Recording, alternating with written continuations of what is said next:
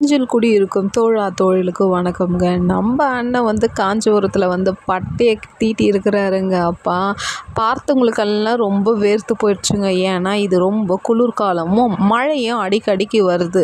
புயல் வருது புயல் வருதுன்னு சொன்னாங்க. அதுதாங்க விஜயோட புயலே வந்துச்சு. டிவிக்கேனா சும்மாவா அடித்து கிளப்புனாரு பார்த்தீங்களா? இதுதாங்க விஜய் அண்ணன். என்னவோ நிறைய பேர் தற்குறின்னு சொன்னீங்களாமே. இந்த தற்குறி கிட்ட தானுங்க நீங்கள் ஓட்டு வாங்கி இப்போ ஆட்சி அமைச்சுன்னுக்கிறீங்க. தற்குறி இல்லைங்க, இது ஆச்சரியக்குறி.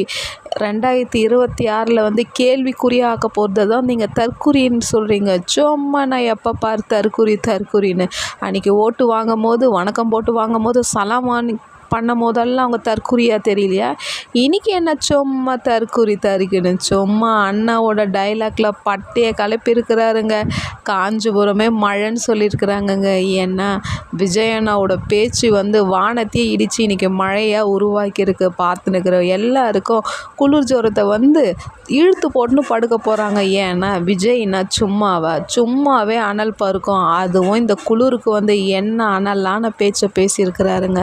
சும்மா பேசின்லாம் இருக்கக்கூடாதுங்க, செயலில் காமிக்கணும். ஏன்னா என் அண்ணன் ஆல் ஏரியா என் ஏரியான்னு சொல்லியிருக்கிறாருங்க. வச்சு செய்வாருங்க ஒவ்வொருத்தரையும்.